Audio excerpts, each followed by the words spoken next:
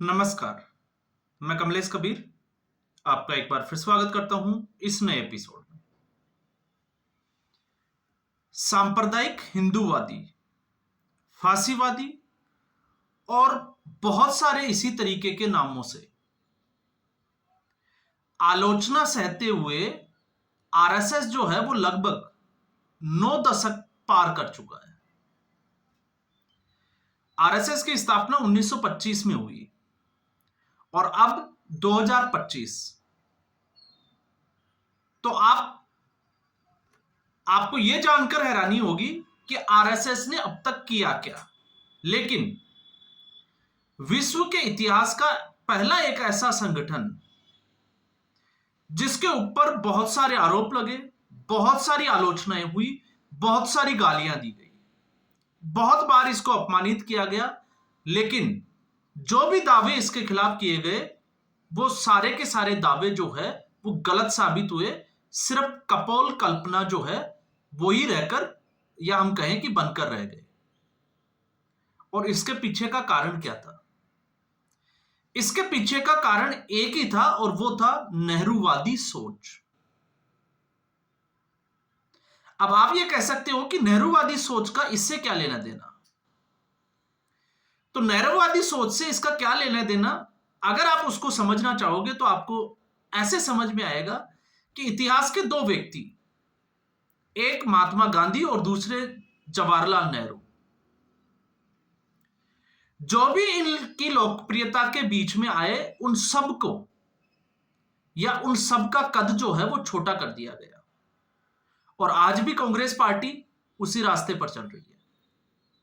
आप देख लीजिए, जब हम इसकी बात करते हैं तो 1938 का राष्ट्रीय कांग्रेस का चुनाव, जिसमें एक रमैया जो साउथ से थे और दूसरे सुभाष चंद्र बोस, दोनों चुनाव में खड़े हुए। सुभाष चंद्र बोस की जीत हुई तो उसने महात्मा गांधी, उस वक्त महात्मा गांधी ने उसको व्यक्तिगत हार के रूप में लिया और उसका असर यह हुआ कि सुभाष चंद्र बोस से बोलचाल तक बंद कर दी। क्यों? क्योंकि उनको लगने लगा था कि सुभाष चंद्र बोस का नाम उनके ऊपर लिया जाएगा या उनसे भी जो है वो बहुत आगे लिया जाएगा। सुभाष चंद्र बोस को देश तक छोड़ना पड़ा। तो आप समझ सकते हैं। और कई बार कंट्रोवर्सी भी होती है कि राष्ट्रपिता की उपाधि जो है वो किसको दी जानी चाहिए थी।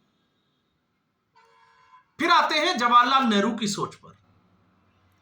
तो नेहरू की सोच क्या थी? नेहरू की सोच यह थी, जिस तरीके से प्रधानमंत्री पद की महत्वाकांक्षा के लिए और अपने आप को ऊपर रखने के लिए भारत के टुकड़े होने दिए।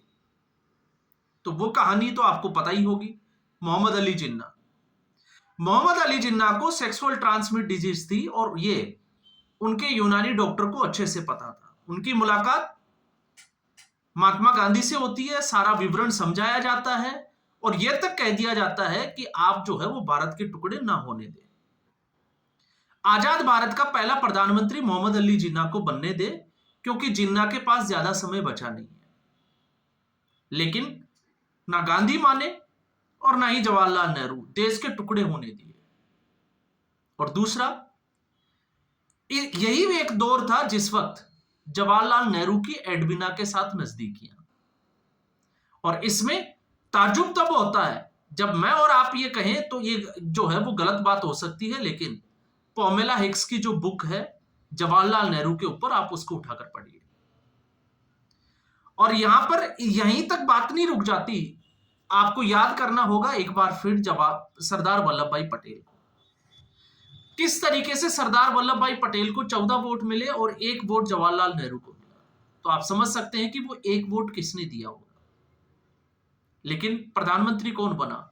जवाहरलाल नेहरू। तो कांग्रेस पार्टी का इतिहास रहा है जब से, और यह कांग्रेस पार्टी का इतिहास तब से रहा है जब से नेहरू की कांग्रेस बनी है। जैसे आज हम बात करते हैं राहुल गांधी कांग्रेस की, ठीक वैसे ही आप नेहरू कांग्रेस से आप उठाकर देखिए। कांग्रेस पार्टी ने और नेहरू ने यह दिखाने की कोशिश की कि गांधी और नेहरू के अलावा कोई भी स्वतंत्रता सेनानी जो है वो जेल नहीं गया। इनको यातनाएं दी गई और इतनी यातनाएं दी गई कि महात्मा गांधी को पुणे के आगा खां पैलेस में रखा गया और जवाहरलाल नेहरू का तो आप कहना ही क्या, और फिर इनको अंग्रेज जो है वो अपनी गाड़ियां तक भिजवा देते थे। इस तरीके की यातनाएं दी गई। और जिनको सेलुलर जेल में रखा गया, अंडा सेल में, जिनको कोलू का बैल बनाया गया, जिनको पानी पीने के लिए पानी नहीं दिया गया, और जिस कमरे में कोठरी में वो रहते थे उसी में उनको मलमूत्र त्याग करने के लिए मजबूर करना पड़ा, उन्होंने इस देश के लिए कुछ भी नहीं किया। आज की कांग्रेस की नजर में और नेहरू की जो कांग्रेस है, जो सोच है नेहरूवादी सोच, उस कांग्रेस में फर्क क्या है वो इसके आगे की कड़ी और मैं बता देता हूं। उसमें फर्क यह है कि उस वक्त जिसको जेल से बाहर निकलने के लिए और 2 बार का आजीवन कारावास हो, उस व्यक्ति को गांधी बोलते हैं कि आपको, और उस वक्त का कानून भी यह कहता था कि आपको माफी मांगनी पड़ेगी, आप माफीनामा साइन करके दे दें अगर आपको बाहर निकलना है तो। वो आज की कांग्रेस के लिए माफीवीर हो गया। और जो गांधी अंग्रेजों को अपनी चिट्ठी में अपना उनका आज्ञाकारी नौकर लिखता था, उसके लिए 2 शब्द नहीं है। तो आप सोच सकते हैं कि आखिर इतना भेदभाव क्यों किया गया, आखिर क्या मजबूरी थी कि आज हम राजगुरु भगत सिंह और सुखदेव उनके ऊपर इन लोगों का नाम लेते हैं, जबकि इतिहास में होना यह चाहिए था कि राजगुरु भगत सिंह और सुखदेव, क्योंकि भगत सिंह की जो फांसी दी गई तब उसकी उम्र कितनी थी। तो आज उनका नाम जो है वो इनसे ऊपर क्यों नहीं लिया जाता। और आखिर वो कौन सा व्यक्ति था जिसने चंद्रशेखर आजाद की मुखबिरी की थी। इतिहास के पन्नों में इन चीजों को दबाया गया। तो आज लाल किले से प्रधानमंत्री नरेंद्र मोदी ने जो भाषण दिया, उस भाषण में पहली बार 75 साल से ऊपर का जो इतिहास है आजादी का, उसमें आरएसएस का नाम लिया गया, डॉक्टर श्यामा प्रसाद मुखर्जी का नाम लिया गया। और श्यामा प्रसाद मुखर्जी का यही कांग्रेस थी, लेकिन लाल चौक के ऊपर तिरंगा फहराने की जो है वो किसी की हिम्मत नहीं होती थी। और उस वक्त 2 व्यक्ति ऐसे थे, जो आज एक प्रधानमंत्री है और एक श्यामा प्रसाद मुखर्जी। लाल चौक के ऊपर, कश्मीर के लाल चौक के ऊपर उन्होंने तिरंगा फहराया। और एक कांग्रेस का इतिहास था और एक आज का भारत है, नया भारत है, जहां पर राहुल गांधी और प्रियंका गांधी कश्मीर में जाकर बर्फ से खेलते हैं, बिना किसी, जिसको कहते हैं कि असुरक्षा की भावना से। लेकिन टारगेट किया जाता है फिर भी दूसरे संगठनों को। क्यों किया जाता है? यह मानसिकता जो है वो आपको एक बार फिर दोहराती है कि यह नेहरूवादी सोच से प्रेरित है।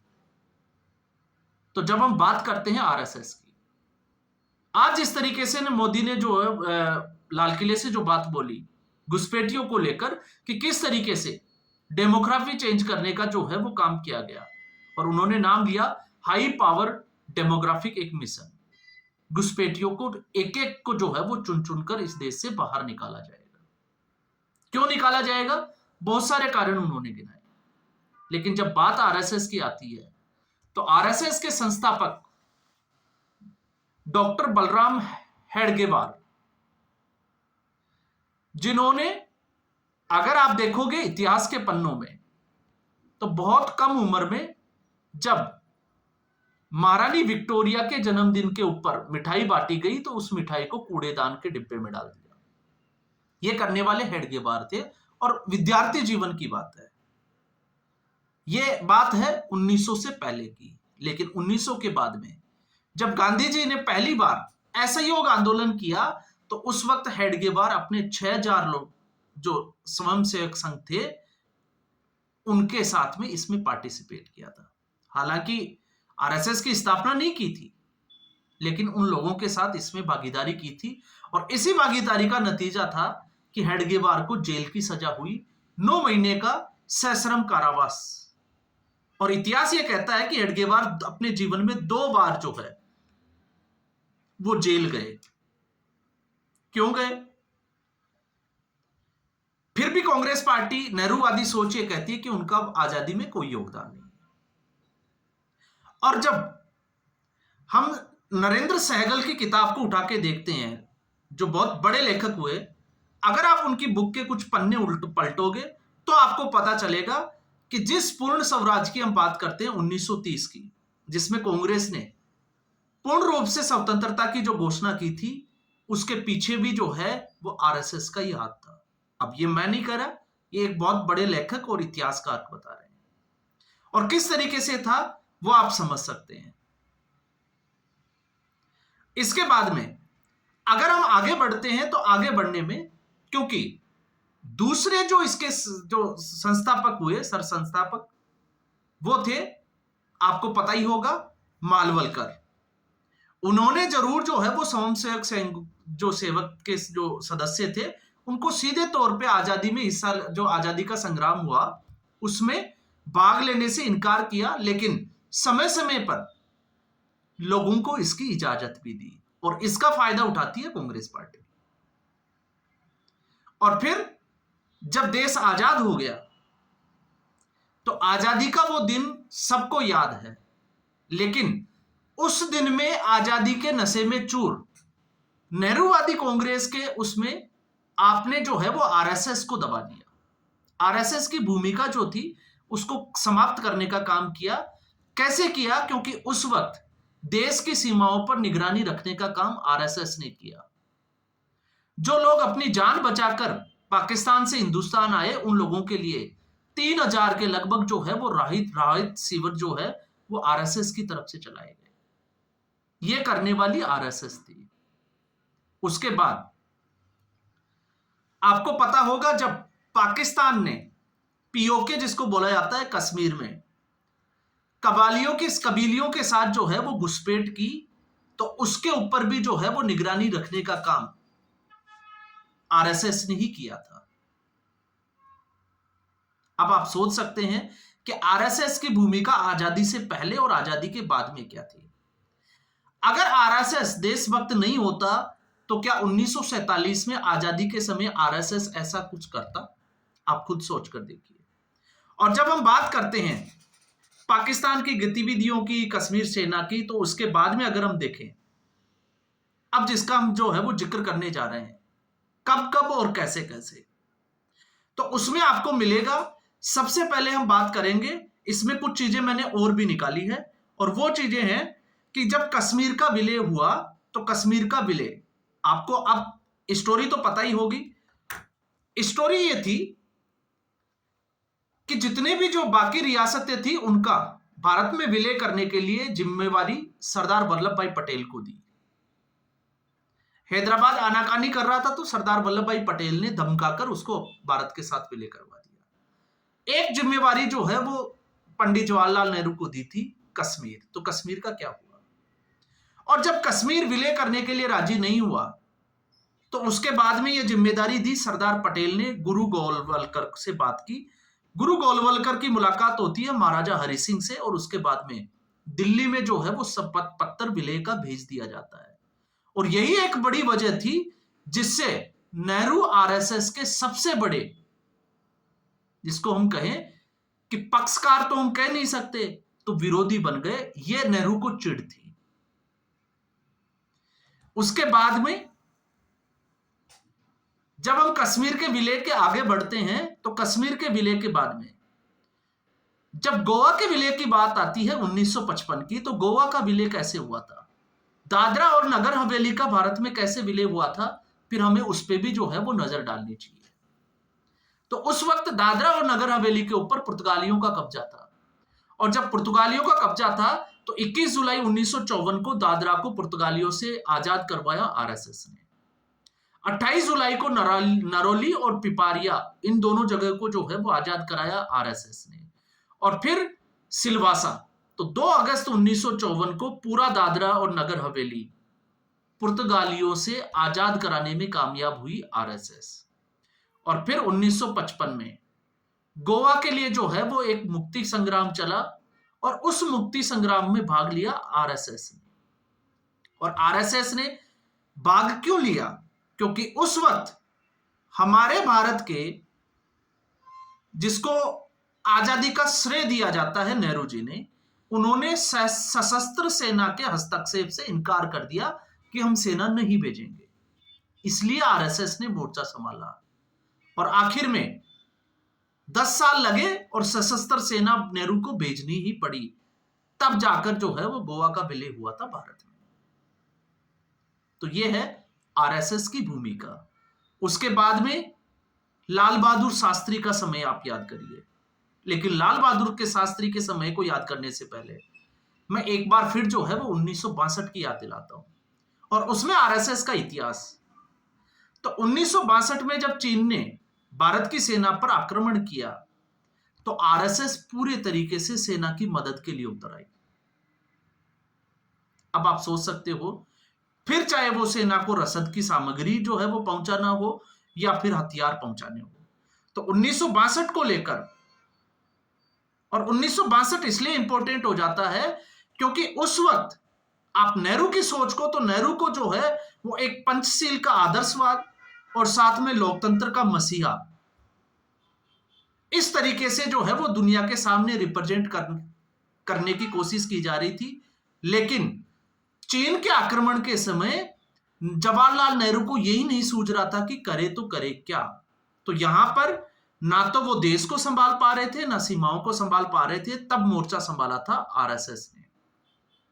और इसी बात से मजबूर होकर जो आरएसएस के पूरे जीवन खिलाफ रहे, उसी जवाहरलाल नेहरू ने 26 जनवरी 1963 की परेड में आरएसएस को बुलाना ही पड़ा। और 2 दिन पहले जब आमंत्रण भेजा आरएसएस को, तो 2 दिन में लगभग 3000 से ज्यादा आरएसएस के स्वयंसेवक संघों ने जो है वो इसकी तैयारी की, और वो अपनी जो वर्दी थी, आपको पता ही होगा, जिसको लेकर चिढ़ाते भी है कांग्रेसी, उसके साथ वो परेड में शामिल हो गए थे। और इसी जवाहरलाल नेहरू ने ये कहा था लाल किले से नहीं, 26 जनवरी के इस प्रोग्राम से, कि चीन के जो बम थे और जो गोलियां थी, उसका जवाब लाठियों से भी दिया जा सकता है, और ये आरएसएस ने दिखाया है। फिर हम आते हैं लाल बहादुर शास्त्री के ऊपर। तो लाल बहादुर शास्त्री का जब समय था, तो एक बार फिर जो है वो भारत और पाकिस्तान के बीच में युद्ध छिड़ जाता है। अब आरएसएस की भूमिका क्या थी इस युद्ध में? क्योंकि आरएसएस एक संगठन ही नहीं, आरएसएस जो है वो इस देश के लिए क्या कर सकता है। और जब ये चीजें देखकर अगर आपको ये लगे कि फिर भी उसकी देशभक्ति पर सवाल खड़ा किया जाए, तो आप समझ सकते हैं कि सामने वाले की सोच क्या रही होगी। तो जब हम भारत पाकिस्तान के युद्ध की बात करते हैं लाल बहादुर शास्त्री के समय की, तो कानून व्यवस्था संभालने के लिए आरएसएस से संपर्क किया गया, और आरएसएस को कहा गया कि आप दिल्ली का जो ट्रैफिक नियंत्रण है वो अपने हाथों में लिए। और आरएसएस ने दिल्ली के ट्रैफिक को नियंत्रण किया। क्यों? क्योंकि पुलिस को जो है वो सेना की सहायता के लिए भेजा जाना जरूरी था। इसके अलावा जब घायलों के लिए खून की जरूरत थी, तो आरएसएस ही वो संस्था थी जिसने बढ़ चढ़कर जो है वो खूनदान किया। किसके लिए? जवानों के लिए। और इतना ही नहीं, जो जम्मू कश्मीर की जो हवाई पट्टियां थी, जहां पर बर्फ जमी हुई थी, ताकि वायुसेना के जो जहाज है उनको उड़ने में, और जो रसद या फिर हम कहें कि जो मशीनी उपकरण, गोला बारूद पहुंचाने वाले, उनको कोई जो है वो परेशानी ना आए, इसलिए उन हवाई पट्टियों से बर्फ हटाने का काम भी किसने किया था? आरएसएस ने। आपातकाल में आरएसएस ने क्या किया, उसकी क्या भूमिका थी, आप एक बार जरूर पढ़ें। और इसके अलावा और भी बहुत सारे जो है वो ऐसे वाक्य हैं जिनको मैं गिना सकता हूं, चाहे वो भोपाल त्रासदी का समय हो, चाहे भुज में भूकंप आने का समय हो, या फिर इसी कांग्रेस पार्टी के शासन में जब यह कहा गया कि एक बड़ा पेड़ गिरता है तो धरती हिलती है, और फिर हजारों सिखों की नरसंस हत्या की, तो उस वक्त भी जमीनी स्तर पर काम करने वाला था आरएसएस, जिसने लोगों की जान बचाने के लिए काम किया, जिसने लोगों के लिए राहत सामग्री पहुंचाई, और जिसने लोगों के लिए जो है वो रसद की, खाने पीने का सामान जो है वो उपलब्ध करवाया। और आज भी आरएसएस की स्थिति यही है। और उसके इतने बड़े आरोप, इतनी बड़ी आलोचना और ऐसे शब्दों से जिसको संबोधित किया जाए, लेकिन वो आज भी जो है वो उसी तरीके से काम कर रहा है जिस तरीके से वो 1947 में कर रहा था। और इसके अलावा फिर चाहे वो भारतीय मजदूर संघ की स्थापना हो या फिर जनता पार्टी का गठन करना हो, तो आरएसएस क्या था, क्या किया और कैसे किया। लेकिन आज भी नेहरूवादी सोच जो है वो उसको एक्सेप्ट करने से इनकार कर देती है। क्यों कर देती है? क्योंकि उनके लिए परिवार ही सर्वोपरि है। देश भावना से देश सर्वोपरि हो या ना हो, परिवार जो है उनका सर्वोपरि होना चाहिए। इसी राह पर वो चल रहे हैं। और हसर देखिए, आरएसएस बढ़ता चला गया, दूसरी पार्टियां जो है वो बढ़ती चली गई, और जिसने आरएसएस को निशाने पर रखा आज उसकी स्थिति क्या है वो आप समझ सकते हैं। तो आज के एपिसोड में बस इतना ही। उम्मीद करूंगा ये वीडियो एपिसोड आपको पसंद आया होगा। वीडियो को लाइक करें, शेयर करें, चैनल जरूर सब्सक्राइब करें। धन्यवाद।